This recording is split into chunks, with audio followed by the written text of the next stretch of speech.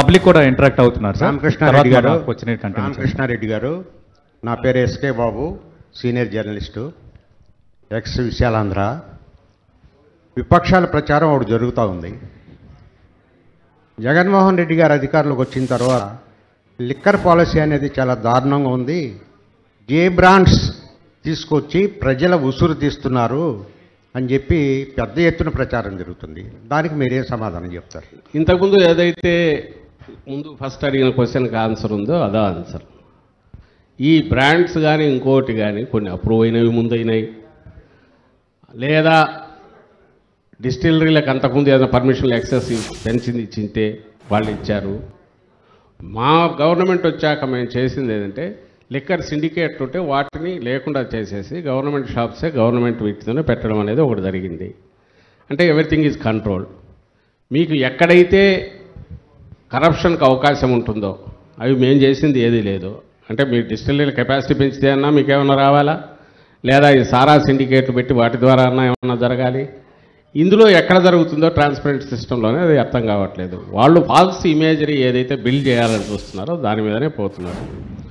దీనికి సంబంధించినంత వరకు బ్రాండ్స్ పెద్ద పెద్ద బ్రాండ్స్ రాలేదంటే వాళ్ళకి అంతకుముందు పేమెంట్స్ డిలే అయిన తర్వాతను, ఆ తర్వాత ఇక్కడ నుంచి అగ్రిమెంట్లు కుదరక డిలే అయింది తప్ప కావాలని ఇవి తీసుకొచ్చి ఇవి కొనమనేది ఎక్కడా లేదు. దానివల్ల ఎట్లా ఆదాయం వస్తుందో కూడా నాకైతే అర్థం కావట్లేదు. ఒకవేళ ఒక లిక్కర్ బాటిల్ సర్టన్ ఇది పెట్టినాక 200 రూపాయలతో 150, 200 ఏదో పెట్టేస్తే ఆ 150, 200 ఆ బ్రాండ్ వస్తే మాదేం పోయింది, ఇది వస్తే మాకేం పోయింది? ఏదైనా మాకైతే గవర్నమెంట్కి అయితే దాంట్లో వచ్చేది ఏమి ఉండదు. లేదా ప్రైవేట్గా దండుకోవాలని అనుకుంటే దాని ద్వారా కంటే సులభమైన పద్ధతి ఉంది కదా, అది చేయొచ్చు కదా. ఈ చిల్లర దగ్గర పోయి ఇది చేసే దాంట్లో ఎక్కడ అవసరం లేదు కదా. వాళ్ళు మేము చేసిన ప్రతి దాంట్లో ఈవెన్ వాలంటీర్లను కూడా అన్నారు కదా, వాలంటీర్ సిస్టమ్నే ఆడవాళ్ళని అమ్మాయిలను మాయం చేస్తున్నారు అన్నోళ్ళు. అలాంటివి దీంట్లో క్రియేట్ చేశారు. సులభమైన పద్ధతి చంద్రబాబు చేసిన పద్ధతి చేయాలంటే ఆయన హయాంలోనే డిస్టిలరీలకు కెపాసిటీ పెంచుతూ ఇచ్చారు, కొత్త వాటికి అలౌ చేశాడు. బ్రాండ్స్ అన్నీ అప్పుడు తీసుకొచ్చిన వాటి బెల్ట్ షాపులు అనేవి విపరీతంగా పెట్టాడు. మేం చేయగలిగింది జగన్మోహన్ రెడ్డి గారు ఏదంటే మద్య నిషేధం అనేది చెప్పాము, అది చేయలేకపోయాము చెప్తున్నారు. ఎందుకంటే ప్రాక్టికల్ అది కుదరదు అనేది కొంచెం అర్థమైంది. రెండోది స్టేట్ ఏ గవర్నమెంట్ ఉన్న రెవెన్యూలో దానికి కన్సిడరబుల్ ఇది ఉంది, ఎక్సైజ్ రెవెన్యూకు ఆపడం అసాధ్యం అనేది తెలిసింది. అందువల్ల నియంత్రణ వైపోదామని బెల్ట్ షాపులు తీసాం. బెల్ట్ షాపులు నిల్ అయిపోయాయి. ఈ షాప్స్కు సంబంధించినంత వరకు సిండికేట్ లేకుండా గవర్నమెంట్ దీంట్లోనే పెట్టి చేశారు.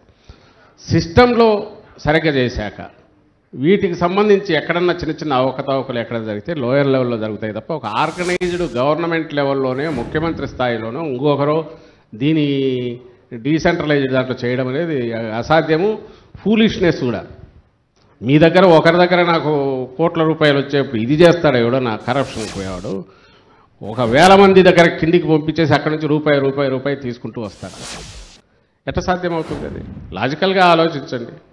అందరూ వెల్ ఎస్టాబ్లిష్డ్ సిస్టమ్. అది ఒకవేళ కరప్షన్ చేయాలంటే జగన్మోహన్ రెడ్డి గారు కానీ ఇంకో సెంట్రలైజ్డ్ అది బెటర్ కదా. మాకు డిస్టిలరీ కొంచెం కెపాసిటీ పెంచేసి మీరు తెచ్చుకోండి అని చెప్తే అది బెటర్ కదా. ఏదైతే చంద్రబాబు అలాగే బెల్ట్ షాపులు పెట్టి కింద విచ్చలవిడిగా పోయిస్తే ఇప్పుడు ఆయన ప్రామిస్ చేస్తున్నాడు కదా, మంచి మందు నాణ్యమైన సరుకు ఇచ్చేస్తాను ఎక్కడ చూసినా అని.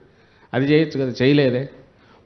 మేము గవర్నమెంట్ మేము బంధనాలు వేసుకున్నాం, ఎక్కడికక్కడ ఆబ్స్టికల్ కట్టుకొని పబ్లిక్ దీంట్లోకి తీసుకెళ్ళిన దాంట్లో ఇక్కడ మీరు విపరీతంగా కరప్షన్ ఉంది అని అనడం అంటే అది ప్రాక్టికలీ ఏ ఫూల్ కూడా అట్లా చేయడానికి అవకాశం లేదు. అంటే పూర్తిగా వాళ్ళు డే 1 నుంచి ఎట్లయితే జగన్మోహన్ రెడ్డి గారిని స్ట్రైట్ దీంట్లో వెల్ఫేర్ దీంట్లో కానీ డెవలప్మెంట్ దాంట్లో కానీ పబ్లిక్ యాక్సెప్టెన్స్ ఆయనకున్న దాంట్లో కానీ ఢీకొనలేక ఇవి ఫాల్స్ ఇమేజరీస్ క్రియేట్ చేసుకుంటూ వచ్చారు. దాని మీద నడుస్తూ వచ్చింది. మీరు ఈరోజు దాని నుంచే ఒక క్వశ్చన్ వేస్తున్నారు నాకు.